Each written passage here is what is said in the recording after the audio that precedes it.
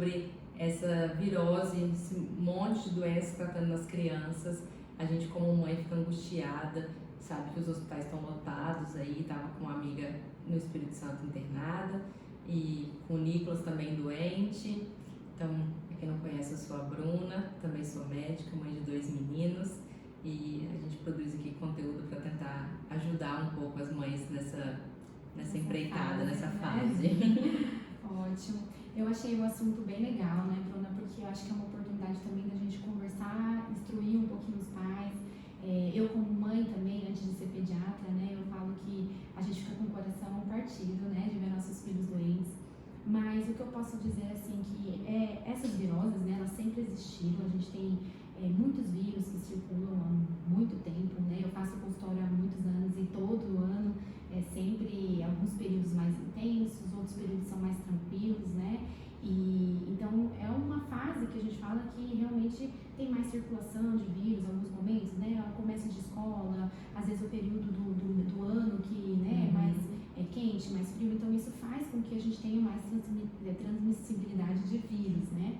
Então é muito comum a gente ver, né, os vírus, nem sempre a gente vai conseguir saber exatamente qual vírus, né? Hoje em dia a gente até tem alguns exames, né, o painel viral, né, que a gente consegue às vezes identificar os vírus que estão circulando, mais, outros menos, né? Às vezes dá um tempinho maior de cada vírus. Mas isso tem, né, há muitos anos. E eu gosto muito de falar também no consultório, para os pais, né, quando eles estão aqui, que a gente tem, o vírus, ele tem um ciclo, né, uma evolução. E quando os pais sabem disso, eu acho importante eles saberem, eu acho que dá um pouquinho mais de tranquilidade, um pouquinho mais de calma no coração, porque se a gente sabe, né, como que o vírus ele vai evoluir e ele tem uma evolução natural, né, que normalmente a gente tem o começo, nos primeiros 3 dias, por exemplo, a criança fica bem prostradinha, né, a gente pode ter o início de uma febre nesse período, a tosse nem sempre é um sintoma muito importante nesses primeiros dias, né, e aí logo depois, no 3º, 5º dia de vida, 7º dia de evolução, aí sim começa aquela tosse mais intensa, com catarro, e aí a hora que às vezes começa, né, não dormir direito, não comer direito, que os pais começam a ficar bem angustiados. E a partir do 10º dia, né, do ciclo do vírus, é que a criança começa, às vezes, melhorar os sintomas, a tosse começa a diminuir um pouco mais. Então, quando os pais entendem, né, esse processo, eu acho que é melhor a adesão do tratamento, principalmente a gente evitar, por exemplo, medicamentos desnecessários, né, que eu vejo isso com muita frequência, né, que eu acho que angustia muitos pais também isso. Você me falou isso e eu nunca esqueci sobre essa, porque a gente, independente, gente, as pessoas acham que é mais fácil porque eu sou médica, mas não é. Quando a gente é mãe, todo mundo fica tenso. A Marina pediatra, eu tenho certeza que ela também fica angustiada com a filha, né? E assim, tem alguns momentos que eu tenho que brigar comigo mesma, né? Porque vem aquele lado mãe que eu falo, ai meu Deus, ela tá doente, ela tá ruim, ela vai piorar, nossa, ela não tá comendo, então isso me angustia muito. E aí de repente vem aquele lado pediatra, calma, faz parte do processo, ela tá naquele período que realmente tem menor apetite, a tosse realmente fica mais intensa para depois ir melhorando, né? Então, é aquele momento que a gente também passa por essas angústias, né? Como mãe, não tem como, né? A gente realmente fica muito angustiada com esse processo. Foi legal quando a Mariana me falou isso, para evitar idas desnecessárias ao pronto atendimento, né? E também, até porque às vezes o médico de pronto atendimento não é por mal, né? O colega tá ali, tá vendo a criança uma vez, a mãe chega angustiada, chega naquele... Ele não vai saber do histórico da criança, então ele vai tratar aqueles sintomas e às vezes vai achar que talvez merecesse um antibiótico, por exemplo, né? Então acaba sendo às vezes prescrições exageradas e também é interessante saber esse período da doença, até para você saber quando talvez é um quadro arrastado, né? Sim. Saber o contrário também, né? Os medicamentos precisam, né? Quando precisa, a gente precisa usar mesmo, né? Então, a gente também não tá, né? Não é contra, né? Pelo contrário, muitas vezes precisa usar, exatamente. Só que a gente tem, eu falo que às vezes até esse acompanhamento mesmo com o pediatra, da sua confiança, gera essa segurança de você conseguir saber esperar, né? Quando esperar esperar, quando eu preciso procurar ajuda, quando eu preciso realmente fazer alguns exames, quando eu preciso realmente entrar com medicamentos, né? Porque eu falo assim que eu acho que talvez o que mais angustia os pais seria a tosse, né, no caso. E a gente, às vezes, os pacientes me pedem, doutora, me dá um xarope para tosse, mas não existe um xarope para todos os tipos de tosse, né? Então depende de como ele está, de como está a tosse. Então é uma coisa que a gente às vezes tem como ir acompanhando esse paciente, tem como ver o momento que a gente pode intervir, o momento que a gente pode aguardar, né? Então talvez não seja uma decisão simplesmente dos pais, isso tem que ter um pediatra ali da sua confiança para te orientar, né? Então esse momento é importante. E os medicamentos, eu falo que quando precisa, tem que ser usado. Quem prescreve realmente são os médicos, né? Sim. São nós, os pediatras, que realmente estão ali com aquela criança naquele momento. Às vezes, tendo um pediatra de confiança, né, consegue ter um acompanhamento, consegue aguardar. A gente também, quando está do outro lado, né, no pronto atendimento, a gente não sabe como são aqueles pais, né? Se aqueles pais são muito negligentes, talvez, né, são muito dispersos, assim, né, não negligentes, mas às vezes avaliar muito bem a criança naquele momento, né? Eu acho que também é uma angústia dos pais, porque a gente às vezes fala, olha, observa se ele vai ficar bem, como que ele vai evoluir, e às vezes para os pais muito angustiante, eu não sei se ele está bem, né? Como que o doutor vai pedir para eu avaliar se ele está bem, sendo que eu não sei avaliar? Então, é uma angústia também da gente saber o momento certo que seu filho está bem ou seu filho não está bem, né? Então, essa preocupação acaba sendo muito grande para os pais. Então, nada melhor do que você ter alguém para levar, para poder realmente mostrar, ó, não está bem, né? Você pode aguardar. Então, eu acho que essa angústia é uma coisa que no pronto atendimento a gente não consegue mesmo, né? Eu já trabalhei em pronto atendimento, é uma coisa que realmente não tem como a gente exigir mesmo, porque ali naquele momento são crianças mais graves, são às vezes poucos momentos que você tem para ver a criança. Então, o ideal é que a gente evite mesmo, a gente só vá quando tem alguns fatores de risco e aos pouquinhos você vai entendendo quais são, né? O seu médico vai te ajudando a entender como que é a evolução e em quais momentos a gente precisa procurar ajuda. Mas fora isso, né, o que a gente puder fazer para acompanhar mesmo com o pediatra assistente, eu acho que a criança só tem a ganhar com isso, ou até os pais também que vão acabar ficando mais seguros com toda a evolução do processo. Muito bom. E tem alguma forma, Mariana, de prevenir? A gente sabe, claro, né, assim, todo mundo sabe, as vacinas, tá com as vacinas em dia, alimentar bem, a criança ter uma rotina, dormir bem, tudo isso, mas tem algo além, a gente sempre gosta, né? Tem um xaropinho, tem alguma coisa que a gente possa fazer? Assim, né? Acaba que o basicão todo mundo já sabe, né? A gente às vezes fica repetindo e eu acho que é importante realmente. É o mais importante, sim, né? Porque eu falo que não adianta nada a gente passar um monte de remédio, sendo que a criança não tem a base, né? Então, o que eu falo de base? Então, é uma criança que tem uma nutrição adequada, uma criança que está suplementando de forma adequada, então você vê que ela tá forte, né? Que ela tá nutrida, então uma saúde intestinal, né? Então o que adianta a gente passar, por exemplo, várias vitaminas se ela não consegue absorver, né? Então uma criança está tendo quadros de diarreia, de repetição. Outra questão, né? A gente fala, não adianta nada a gente não tratar, por exemplo, se ela tem uma doença de base, vamos dizer assim, ela tem uma rinite que não está controlada, ela tem uma bronquite que não está controlada, então se a gente não controlar isso, como que a gente vai conseguir que ela não tenha infecções de repetição, né?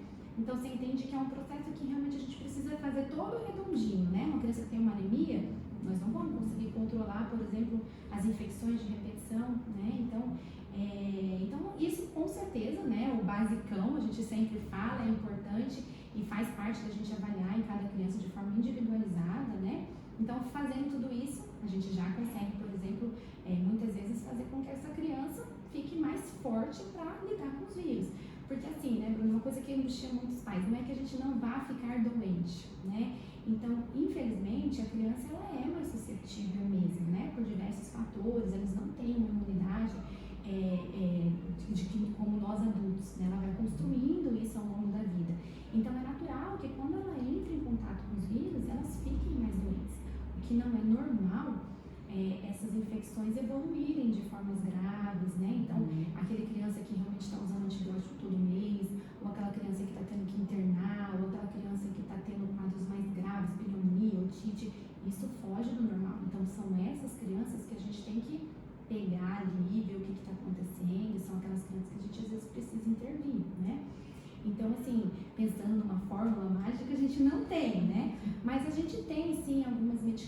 infecções, né, que podem ajudar. Por exemplo, em algumas crianças que estão mais, né, que estão mais intensas, que a gente fala, né, são essas crianças que estão tendo quadros mais. Então, a gente tem alguns homeopáticos, né, que a homeopatia eu falo que é uma medicina também à parte, né, então a gente tem, né, algumas evidências, mas assim, poucos efeitos colaterais. Então, pensando, por exemplo, em crianças que a gente vai usar a longo prazo, ou que estão ficando de infecções de repetição, às vezes eles podem contribuir sim para uma melhora, por exemplo, no quadro, né, que a gente tenha menos infecções, menos uso de antibiótico, menos uso de corticoide, então isso ajuda. A gente tem algumas medicações que a gente chama de lisados bacterianos, né, que também têm sido bastante estudados, que são algumas medicações também que ajudariam a controlar, mas é o que eu falo, né, não é para qualquer criança, não adianta a gente às vezes, eu vou pôr no meu filho tudo isso porque eu não quero que fique doente. São crianças que realmente têm mais infecções, aquelas crianças que estão mais em risco, né, então são os casos que a gente consegue às vezes controlar, fora toda a suplementação, né, então hoje em dia a gente consegue, por exemplo, fazer vitaminas manipuladas, né, para tentar ajudar, por exemplo, a fortalecer o sistema imunológico. Então, aquelas crianças que estão com déficit, por exemplo, nutricional, a gente consegue melhorar, né? Mas isso tudo é um trabalho, né, de muitas questões envolvidas, né? É uma coisa que não dá pra gente fazer uma receita de bolo e falar aqui, né? Não dá. Mas assim, os manipulados, por exemplo, que a Mariana falou, são interessantes porque às vezes a gente vê que o paciente, no geral, né, eu vejo amigas, às vezes não tem adesão porque usou aquele vitamina X e o sabor era muito ruim, ou o ferro prendeu muito. Então, existem outras coisas, né, mãe? Se não estão conseguindo aí dar a suplementação que o pediatra fez, tem outras opções, peça, não desista, né? E eu vejo muito isso. Na prática, né, a gente tem um problema com uma medicação ali, a outra ali, ainda mais que são medicações diárias, né? Então eu falo com os pacientes que a gente tentar escolher as medicações mais seguras, mais, vamos dizer assim, mais naturais, ou que tenham menos efeitos colaterais possíveis. Porque se a gente vai usar todos os dias, nada mais justo que essa medicação seja mais segura para o seu filho, né? Então a gente mais limpa, exatamente. Menos corante, menos conservante, né? Então eu tenho batido muito nessa tecla também com meus pacientes. Então, até o ferro mesmo, eu acho que é uma medicação que é muito difícil adesão, muitos pacientes não conseguem justamente pelo gosto, né? Então, são medicações que a gente às vezes tem a opção de manipular, que aí melhora a adesão do paciente e aí com certeza também consegue fazer um tratamento mais eficaz, né? Muito bom. Acho que já deu um norte muito bom, né? Tava lembrando aqui que tem algumas coisas que você já me falou que ajudam, assim, nesses quadros mais gerais, né? Você comentou comigo uma vez, deixar a cabeceira às vezes um pouco mais elevada, quando está com tosse, a lavagem nasal. Né? São coisinhas assim que a gente fala que parecem poucas, mas ajudam muito, né? Quando a criança está com obstrução nasal, por exemplo, é importante deixar um pouquinho mais elevado, ajuda a respirar, né? A secreção às vezes desce um pouquinho, melhora a troca respiratória. A lavagem, né? Eu falo para os pais que angustia também os pais, porque eles têm medo de fazer. Por isso que eu falo que às vezes a gente tem que... É bom a gente também perguntar para o pediatra, pedir para ele te ajudar, né? Te orientar como fazer. Porque às vezes é uma forma da gente conseguir tirar a secreção, né? As crianças menores, por exemplo, a gente não tem essa facilidade de expectorar, né? Então, muitas vezes também, algumas vezes até a fisioterapia respiratória, né? Não sei se você já ouviu falar, né? A gente às vezes acaba pedindo para ajudar a fazer com algumas manobras, porque ajuda a expectorar também um pouquinho dessa secreção. Então, são algumas medidas ali que eventualmente ajudam a contribuir, né? Para que não tenha evolução de casos, né? Fiquem mais graves, então a criança consegue controlar um pouquinho mais esses sintomas, né? Um assunto que é muito interessante e é dúvida de muitas, né? Suplementação infantil.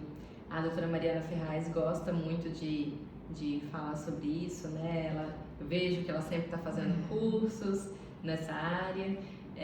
E comentei o que ela achava de falar sobre suplementações em algumas faixas etárias, por exemplo, né?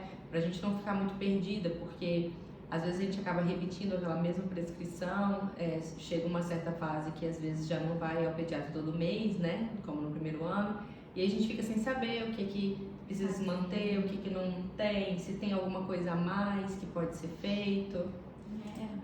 Olha, eu vou falar que eu adoro essa área, né? Eu tenho feito realmente alguns cursos, né, na área da suplementação pediátrica, então é um assunto que tem sido meu queridinho, né? Eu adoro falar sobre isso.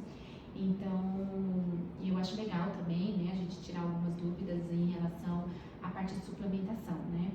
Eu falo assim que, claro, né, o ideal é que a gente tivesse, né, como não precisar suplementar ninguém, a gente conseguisse ter toda a parte de vitaminas, suplementos na alimentação. Mas a gente sabe que isso não tem como, né? Na nossa realidade isso não é real, né? Então algumas vitaminas, alguns nutrientes a gente precisa mesmo suplementar, né? Por exemplo, a vitamina D, né? Que a gente não tem como garantir, né? Uma boa vitamina D com a alimentação, né? Então muitas vezes a gente precisa da exposição solar, né? Que hoje em dia tem sido até cada vez menos recomendado pelo risco de câncer, né? A gente sabe que a nossa absorção de vitamina D precisa ser em horários que não são muito interessantes pra gente, né? Então acaba que a gente precisa suplementar, né, a vitamina D nas crianças, né? A gente tem recomendado, né, tanto a Sociedade Brasileira de Pediatria, né, como a Organização Mundial de Saúde, a gente recomenda a vitamina D a partir do 7º dia de vida, né? Então, aqueles bebezinhos recém-nascidos, né, que a gente começa nas primeiras consultas, a gente já começa a suplementação de vitamina D. A vitamina D, né, hoje em dia a gente tem algumas prontas, né, no mercado. Eu falo isso, eu bato muito isso na tecla no consultório, né, que eu tento recomendar aquelas que são mais seguras, né, que a gente já falou, as mais limpas, né, porque se a gente está lidando com uma vitamina que a gente vai usar mesmo a longo prazo, então eu tento, né, pegar aquelas opções que a gente vê que são mais seguras para o bebê. E normalmente a gente vai manter a vitamina D, às vezes até por um tempo prolongado, né?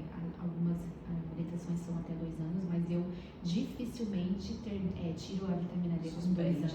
Né? Até a gente adulto a gente usa. Na prática, eu vejo que assim, é uma vitamina que eu tenho cada vez mais recomendado, né? Até para crianças maiores. E às vezes é difícil eu tirar mesmo com 2 anos, então é uma vitamina que vai ser usada por um tempo prolongado, né? Outra recomendação também seria, né, o ferro, né? Hoje em dia a gente tem algumas crianças que a gente precisa iniciar com ferro com 3 meses de vida, né? São crianças às vezes que têm mais fator de risco, né? A gente tem que observar também como foi a gestação dessa mãe.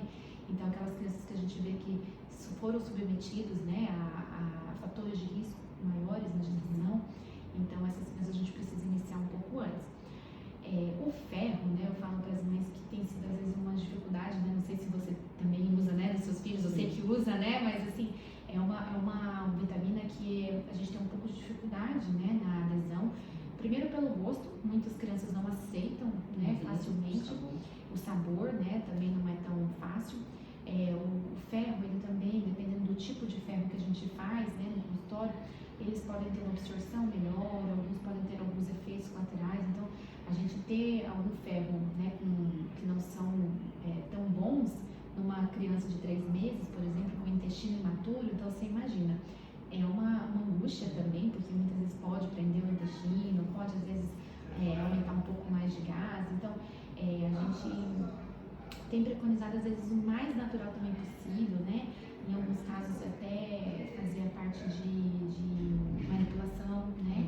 Então eu falo que a manipulação ela veio também para ajudar muito, mas eu sempre falo com meus pacientes, né? A gente tem que confiar muito, né, nas farmácias. A gente fala que não dá para fazer em qualquer farmácia, porque manipulado também requer muito, né, cuidado. Não dá pra ir só pelo preço, né? Não Porque dá, senão, não às dá. vezes, você acaba jogando dinheiro fora. Exato. Né? Então, assim, a manipulação é legal, sim, mas a gente precisa ter uma confiança no local que a gente vai manipular. E manipulando, por exemplo, a gente consegue deixar ele, às vezes, com um gosto mais ameno, a gente consegue não por gosto, a gente consegue colocar um tipo de ferro, por exemplo, que é melhor absorção, né? Volume menor de ferro. Então, é uma situação que às vezes a gente consegue melhorar a adesão do paciente no tratamento, né? Lá em casa a adesão Foi boa? é ótima, Ah, mas bom. quando trocou pro manipulado, Então. desse sem sabor. Uhum. Até hoje ele adora tomar, na hora do almoço ele já pede para tomar, mas a gente iniciou aquele de farmácia mesmo e não foi legal, ele teve vários efeitos colaterais. E aí agora com o Nicolas eu já sabia, já sabia, falei, já não, eu quero fez. esse. Então, eu vejo isso muito na prática, né? Os pacientes às vezes, né, começam até a tomar 2 meses, passa 2 meses, a doutora não fiz mais, porque ele não aceita, né? Acabou ficando meio enjoado. Então, é uma coisa que assim, a gente sabe que precisa, então é uma forma da gente tentar melhorar a aceitação do paciente, do bebê, né, da criança, e ao mesmo tempo a mãe não ter tanto, não ficar tão angustiada com alguns sintomas que o próprio ferro pode levar, né? Então a gente consegue trabalhar melhor com isso. Tenho visto uma aceitação melhor, né, no meu consultório também, quando a gente precisa fazer o manipulado. Outra vitamina, né, que a gente tem ficado muito de olho também é a vitamina A, né?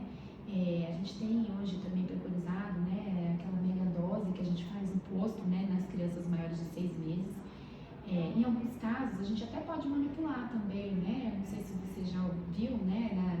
A gente, alguns pacientes, até que ela tem mais mais prática da manipulação, né? Que não tem tanto problema em manipular medicamentos, porque às vezes algumas mães não gostam, tem que mandar manipular, às vezes acaba e demora para chegar. Mas às vezes tem mães que eu vejo que é bem certinha nessa questão, então às vezes a gente consegue deixar manipulado também a vitamina A junto com a vitamina D. Então, depende muito de cada paciente, mas a vitamina A é uma orientação também para a gente fazer, né, essa mega dose no posto de saúde a partir dos 6 meses de vida. Né? O ômega. Né?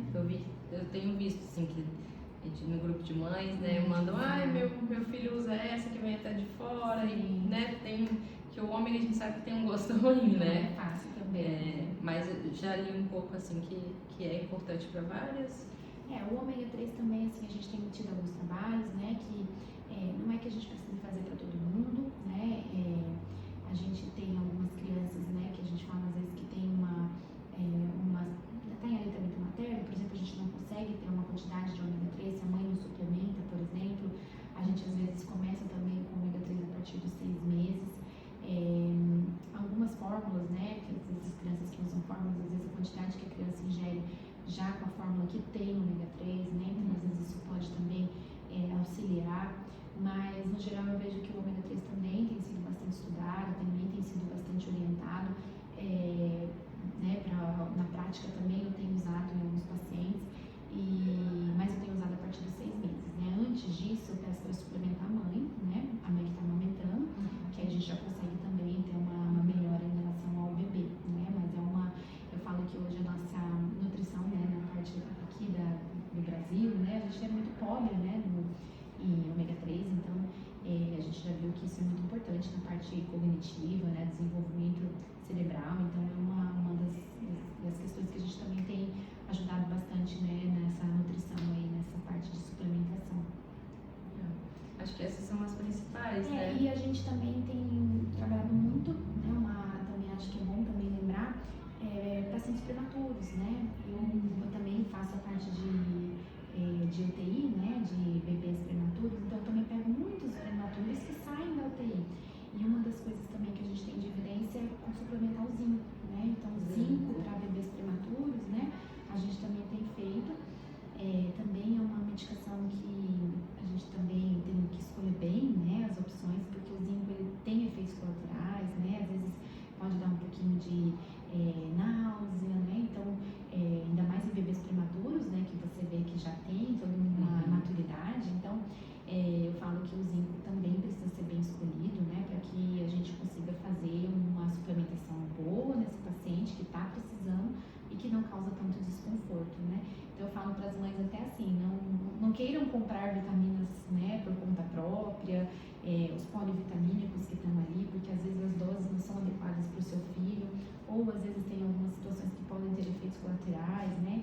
Então, nem toda vitamina é boazinha, né, mas quando precisa, a gente precisa suplementar, e é até importante que a gente suplemente, né, as vitaminas, né, nesses casos de forma rotineira. E crianças pequenas, geralmente ainda o cálculo é feito por quilo, né? Então depende de cada cuidado, peso, né? Exatamente. Não dá pra pegar a receita, do colega.